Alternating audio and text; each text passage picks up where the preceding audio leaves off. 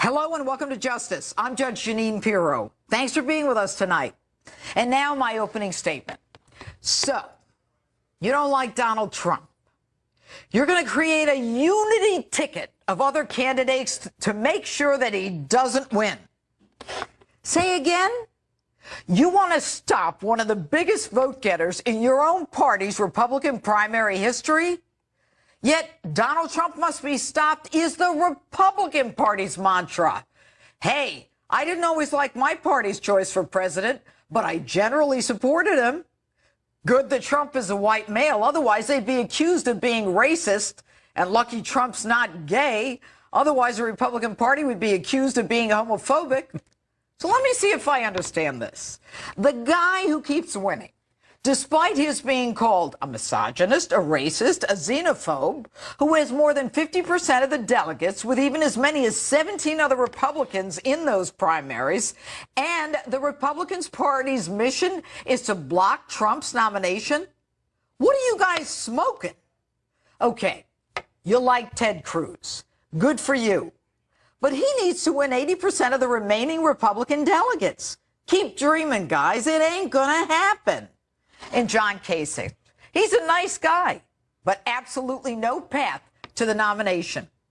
So I say to myself, why would Republicans try to sabotage their own frontrunner and risk a Democrat winning the White House? And I keep coming up with the same answer. The Republican establishment, elected officials and party leaders are in bed with the Democrats. So if Hillary wins, nothing's lost for them. It's business as usual. The lobbyists keep their offices on K Street. The pharmaceutical companies keep paying them. The unions keep adding to their pensions. And the lawmakers get their re-election bribes. Contributions.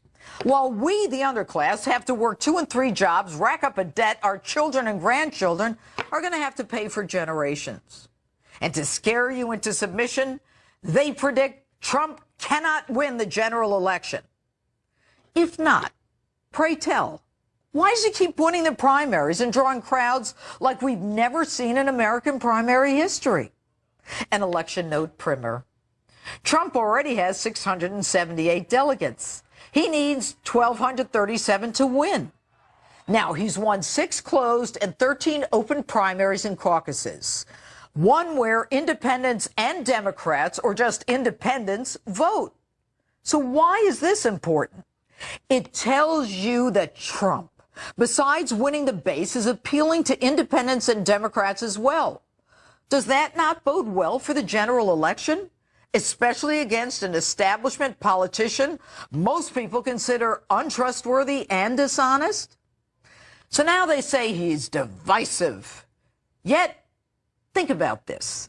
The looting and the burning and the riots in Ferguson happened long before Trump. Black Lives Matter, Occupy Wall Street, MoveOn.org, all before Trump. The "what do we want dead cops, when do we want them now" chant, all before Trump. It's astonishing. Republicans plotting against their own frontrunner. If the establishment had exercised this kind of energy to get evangelical votes to Romney in 2012, he might even have won. But then again, it wasn't that important, because either way, either party, the establishment wins. Their jobs, their offices, their lifestyles intact as they continue on their treadmill of D.C. money and power. The party elders are petrified of Trump. The man is beholden to no one. He wins and it's game over for the elite. With Hillary, the game goes on. Heads up, Washington. We're not listening to you anymore because we're fed up. You haven't fixed a damn thing, and we can't take it anymore. The lies, the corruption, the debt, the taxes, the invasion, the freebies, the lack of accountability, sanctuary cities, religions forced to violate their own faith by providing birth control and abortifacts at the altar of Obamacare. And you're saying one thing and doing another constantly. The patronage games and the free ride on our backs are over.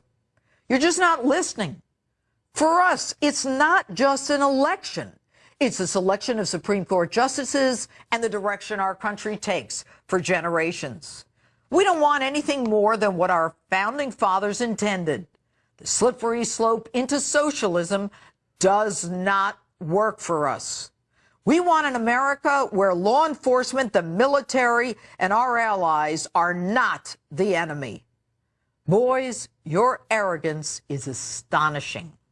And your condescension and scorn for the will of the American people is both mind-boggling and reminiscent of another time in our history. You know, from the beginning, we knew this would be a political revolution. Be careful, boys. Be very, very careful. You don't want to make this a different kind of revolution. And that's my open.